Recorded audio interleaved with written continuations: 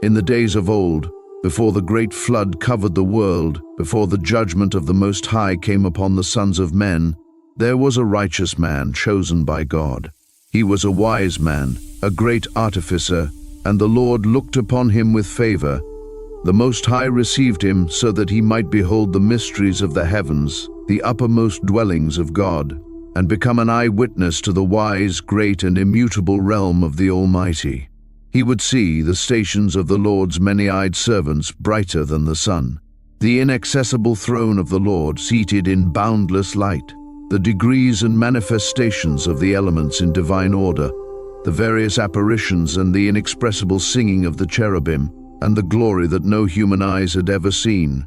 His name was Enoch, son of Jared, and he revealed the truth about the 10 heavens. The Lord brought him there, and everything he saw, he recorded in the second book of Enoch. Now, let us uncover his divine journey. At that time, he said, when my 165th year was completed, I begat my son, Methuselah. After this too I lived 200 years and completed all the years of my life, 365 years. On the first day of the month, I was in my house alone and was resting on my bed and slept. And when I was asleep, great distress came up into my heart, and I was weeping with my eyes in the sleep. And I could not understand what this distress was or what would happen to me. And there appeared to me 2 men, exceeding big, so that I never saw such on earth. Their faces were shining like the sun. Their eyes too were like a burning light, and from their lips was fire coming forth. With clothing and singing of various kinds in appearance, purple, their wings brighter than gold, their hands whiter than snow, they were standing at the head of my bed, and began to call me by my name. And I rose from my sleep and saw clearly those 2 men standing in front of me, and I saluted them, and was seized with fear, and the appearance of my face was changed from terror. And those men said to me, "Have courage, Enoch, do not fear. The eternal God sent us to you, and lo, you shall today ascend with us into heaven. And you shall tell your sons and all your household all that they shall do without you on earth, in your house, and that no one seek you, till the Lord return you to them."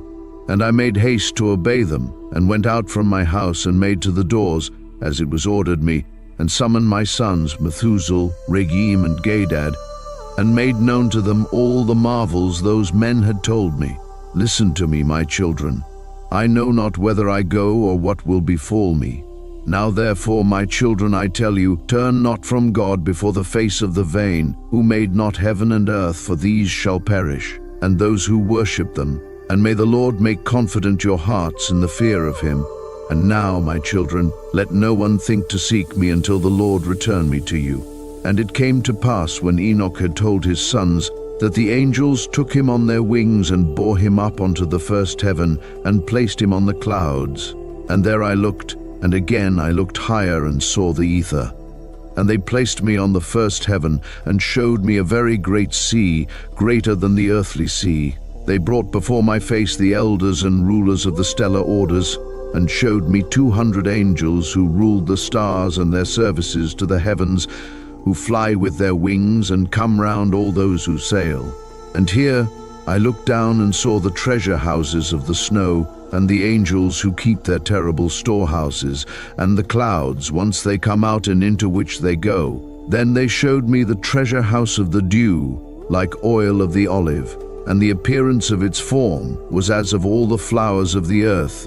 Further, many angels were guarding the treasure houses of these things, and how they were made to shut and open. Then those men took me and led me up onto the second heaven, and showed me darkness greater than earthly darkness. And there I saw prisoners hanging, watching, and awaiting the great and boundless judgment.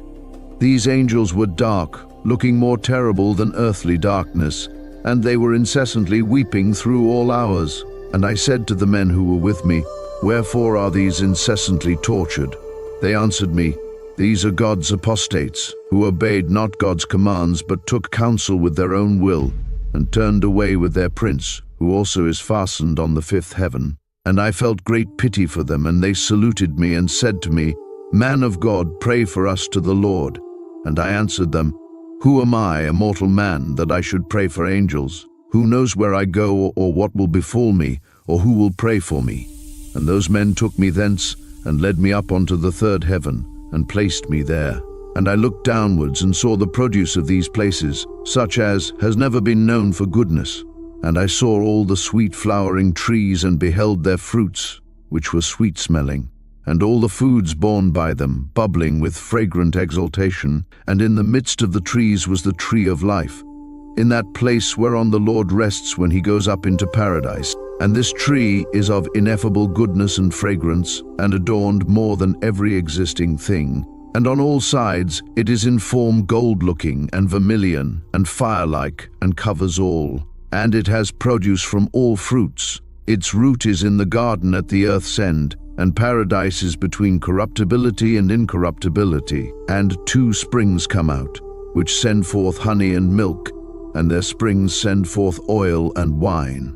And they separate into 4 parts, and go round with a quiet course, and go down into the paradise of Eden, between corruptibility and incorruptibility. And thence they go forth along the earth, and have a revolution to their circle, even as the other elements. And here there is no unfruitful tree, and every place is blessed. And there are 300 angels, very bright, who keep the garden, and with incessant sweet singing and never silent voices, serve the Lord throughout all days and hours. I said, "How very sweet is this place!" And those men said to me, "This place, O Enoch, is prepared for the righteous, who endure all manner of offense from those that exasperate their souls, who avert their eyes from iniquity and make righteous judgment, who give bread to the hungry and cover the naked with clothing, and raise up the fallen and help injured orphans, and who walk without fault before the face of the Lord and serve him alone. And for them this place is prepared for eternal inheritance." And those 2 men led me up onto the northern side, and showed me there a very terrible place. And there were all manner of tortures in that place, cruel darkness and unilluminated gloom. There is no light there, but murky fire constantly flaming aloft. And there is a fiery river coming forth, and that whole place is everywhere fire, and everywhere there is frost and ice, thirst and shivering, while the bonds are very cruel. And the angels were fearful and merciless, bearing angry weapons, bringing merciless torture. And I said, "Woe, woe, how very terrible is this place!"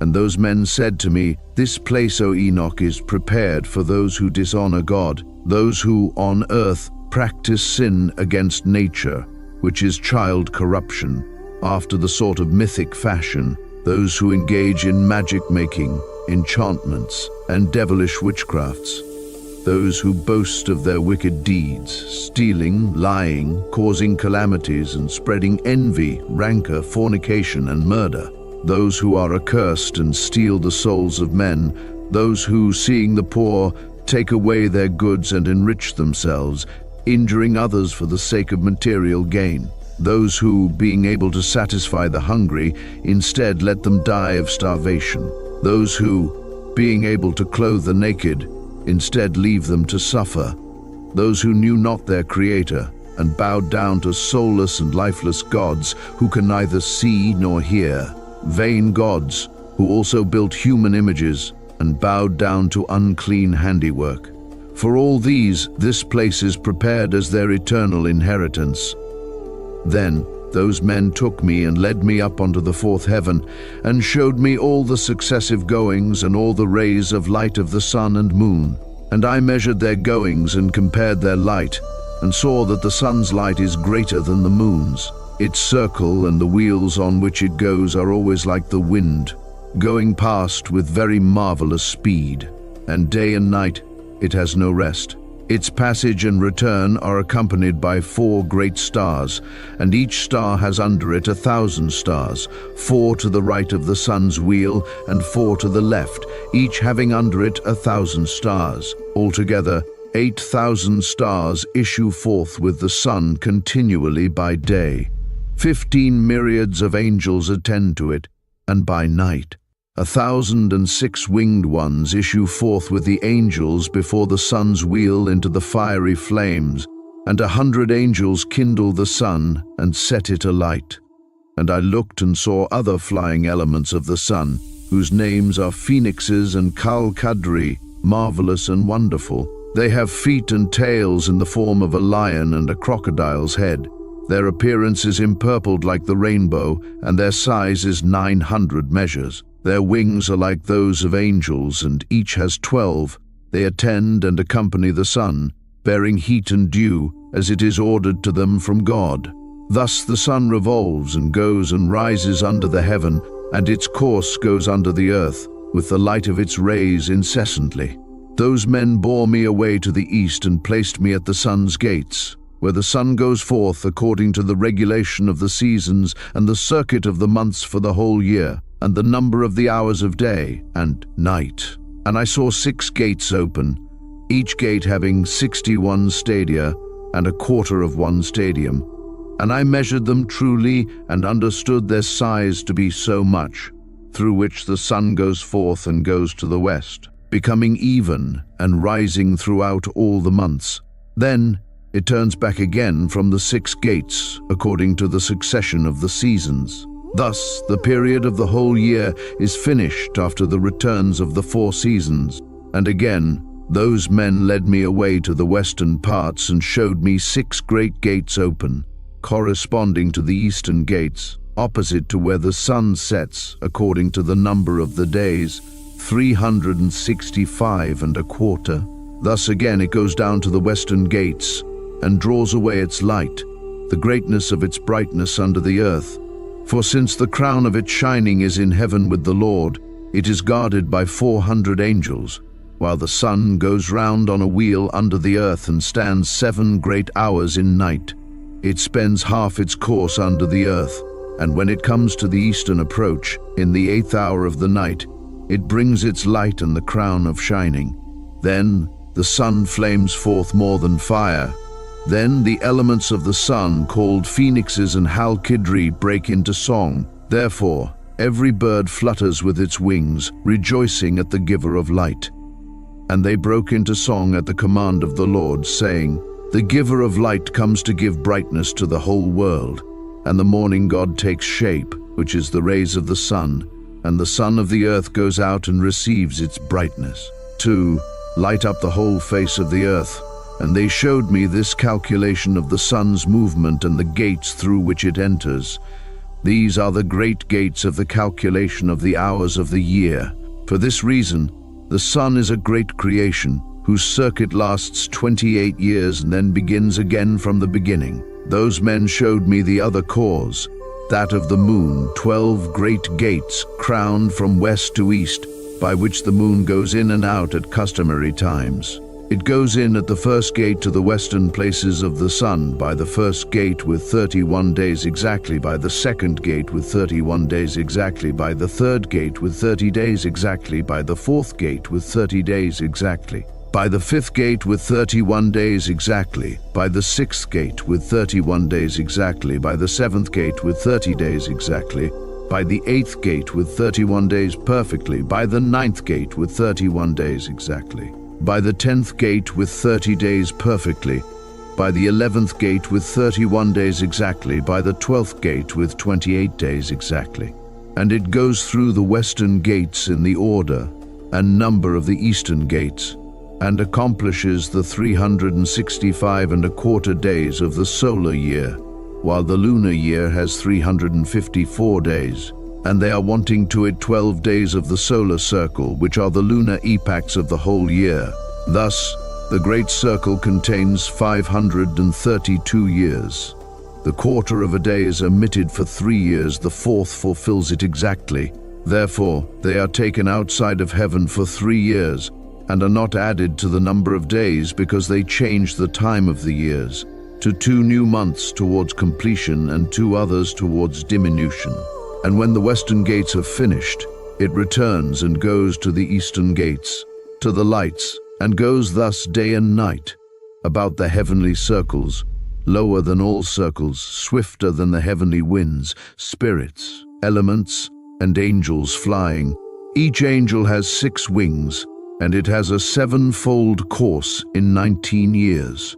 In the midst of the heavens I saw armed soldiers serving the Lord with timpana and organs, with incessant voice, sweet voice, and various singing, which it is impossible to describe, and which astonishes every mind. So wonderful and marvelous is the singing of those angels, and I was delighted listening to it. Then the men took me up to the fifth heaven and placed me there, and I saw many and countless soldiers called Grigori, of human appearance, and their size was greater than that of great giants. Their faces were withered, and the silence of their mouths was perpetual, and there was no service on the fifth heaven. I said to the men who were with me, "Wherefore are these very withered? Why are their faces melancholy and their mouths silent? And wherefore is there no service in this heaven?" And they said to me, "These are the Grigori, who, with their prince Satanael, rejected the Lord of light. After them, those who are held in great darkness are on the second heaven. 3 of them went down onto the earth from the Lord's throne to the place Urban and broke through their vows on the shoulder of the Hilleman. They saw the daughters of men, how good they were, and took to themselves wives, and befouled the earth with their deeds. They, in all times of their age, made lawlessness and mixing, and giants were born, marvelous big men of great enmity. Therefore God judged them with great judgment, and they weep for their brethren, and they will be punished on the Lord's great day." I said to the Grigori, "I saw your brethren, their works and their great torments. I prayed for them, but the Lord has condemned them to be under the earth, until the existing heaven and earth shall end forever." And I said, "Wherefore do you wait, brethren, and do not serve before the Lord's face? Why have you not put your services before the Lord's face, lest you anger your Lord utterly?" And they listened to my admonition and spoke to the 4 ranks in heaven. And lo, as I stood with those 2 men, 4 trumpets trumpeted together with a great voice, and the Grigori broke into song with one voice, and their voice went up before the Lord, pitifully and affectingly. And thence those men took me and bore me up to the 6th heaven, and there I saw 7 bands of angels, very bright and very glorious, and their faces shone more than the sun's shining, glistening. There was no difference in their faces, behavior, or manner of dress, and these make the orders, learn the goings of the stars, the alteration of the moon, the revolution of the sun, and the good government of the world. And when they see evil doing, they make commandments and instruction, and with sweet and loud singing and all songs of praise, they serve the Lord. These are the archangels, who are above angels, who measure all life in heaven and on earth. And there are the angels who are appointed over seasons and years, the angels who are over rivers and the sea, the angels who are over the fruits of the earth, the angels who are over every grass, giving food to all living things, the angels who write all the souls of men, all their deeds and their lives before the Lord's face. In their midst are 6 phoenixes, 6 cherubim, 6 winged ones, continually with one voice singing, and it is not possible to describe their singing. And they rejoice before the Lord at his footstool. And those 2 men lifted me up thence onto the 7th heaven. There I saw a very great light and fiery troops of great archangels, incorporeal forces, dominions, orders, governments, cherubim, seraphim, thrones, and many-eyed ones. There were 9 regiments, the ionic stations of light. I became afraid and began to tremble with great terror.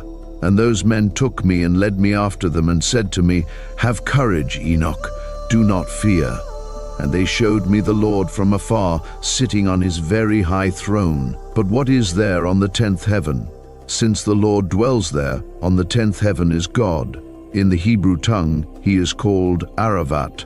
And all the heavenly troops would come and stand on the 10 steps according to their rank, and would bow down to the Lord, and would again go to their places in joy and felicity, singing songs in the boundless light, with small and tender voices, gloriously serving him.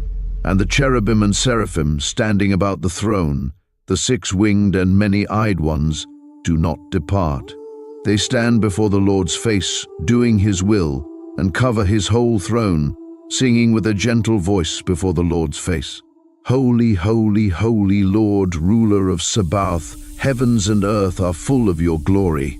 When I saw all these things, those men said to me, Enoch, thus far is it commanded us to journey with you. And those men went away from me, and thereupon I saw them no more, and I remained alone at the end of the seventh heaven. Then I became afraid and fell on my face and said to myself, Woe is me, what has befallen me? And the Lord sent one of his glorious ones, the archangel Gabriel, and he said to me, Have courage, Enoch, do not fear. Arise before the Lord's face into eternity. Arise, come with me. And I answered him and said in myself, My Lord, my soul has departed from me, from terror and trembling. I call to the men who led me up to this place. On them I relied, and it is with them I go before the Lord's face. And Gabriel caught me up, as a leaf is caught up by the wind, and placed me before the Lord's face. And I saw the eighth heaven, which is called in the Hebrew tongue, Muzeloth, changer of the seasons, of drought and wet, and of the 12 constellations in the circle of the firmament, which are above the seventh heaven. And I saw the ninth heaven, which is called in Hebrew Kuchavim, where are the heavenly homes of the 12 constellations of the circle of the firmament. Finally I was brought to the 10th heaven, the highest of all, which is called Aravoth. I saw the appearance of the Lord's face, like iron made to glow in fire and brought out, emitting sparks, and it burns. Thus I saw the Lord's face, but the Lord's face is ineffable, marvelous, very awful, and very, very terrible. And who am I to tell of the Lord's unspeakable being and of his very wonderful face? And I cannot tell the quantity of his many instructions and various voices. The Lord's throne is very great and not made with hands, nor can I tell the quantity of those standing round him, troops of cherubim and seraphim, nor their incessant singing, nor his immutable beauty. And who shall tell of the ineffable greatness of his glory? I fell prone and bowed down to the Lord, and the Lord with his lips said to me, Have courage, Enoch. Do not fear. Arise and stand before my face into eternity. Then the archangel Michael lifted me up and led me before the Lord's face. And the Lord said to his servants, testing them, Let Enoch stand before my face into eternity. And the glorious ones bowed down to the Lord and said, Let Enoch go according to your word. And the Lord said to Michael, Go, take Enoch out of his earthly garments and anoint him with my sweet ointment. Put him into the garments of my glory. And Michael did this as the Lord commanded him. He anointed me and dressed me, and the appearance of that ointment was more than the great light. And his ointment was like sweet dew, and its scent was mild, shining like the sun's ray. And I looked at myself, and I was like one of his glorious ones. And the Lord summoned one of his archangels, by name Pravuil, whose knowledge was quicker in wisdom than the other archangels, who wrote all the deeds of the Lord. And the Lord said to Pravuil, Bring out the books from my storehouses, and a reed of quick writing, and give it to Enoch. Deliver to him the choice and comforting books out of your hand. And he was telling me all the works of heaven, earth, and sea, and all the elements, their passages and goings, and the thunderings of the thunders, the sun and moon, their goings and changes, the stars, the seasons, years, days, and hours, the risings of the wind, the number of the angels, and the formation of their songs, and all human things, the tongue of every human song and life, the commandments, instructions, and sweet-voiced singings, and all things that it is fitting to learn. And Pravuil told me all the things that I have told you, we have written. Sit and write all the souls of mankind, however many of them are born, and the places prepared for them to eternity. For all souls are prepared to eternity before the formation of the world, and all in double 30 days and 30 nights. And I wrote out all things exactly, and wrote 366 books. And the Lord summoned me and said to me, Enoch, sit down on my left with Gabriel. And I bowed to the Lord, and the Lord spoke to me, Enoch, beloved, all that you see, all things that are standing finished, I tell to you, even before the very beginning, all that I created from non-being, invisible things made visible, and physical things from the invisible. Hear, Enoch, and take in these my words, for not to my angels have I told my secret, and I have not told them their rise, nor my endless realm, nor have they understood my creating, which I tell you today. For before all things were visible, I alone used to go about in the invisible things, like the sun from east to west, and from west to east. But even the sun has peace in itself, while I found no peace, because I was creating all things. And I conceived the thought of placing foundations and of creating visible creation. And so Enoch's journey through the 10 heavens came to an end, from the celestial realms of light and glory to the prisons of fallen angels, from the storehouses of the stars to the very throne of God. Enoch witnessed mysteries beyond human comprehension. He saw the divine order of creation, the judgment awaiting the rebellious, and the eternal reward prepared for the righteous. Through it all, one truth remains clear: God reigns supreme over all the heavens and the earth. Enoch was chosen to behold and record these revelations not for himself alone, but for all generations to come, a message of warning, hope, and divine truth. Now, the question remains, what will we do with this knowledge? Will we seek righteousness and prepare our hearts for the eternal kingdom, or will we turn away, ignoring the heavenly mysteries revealed? The book of Enoch gives us a glimpse of God's majesty, His justice, and His eternal plan.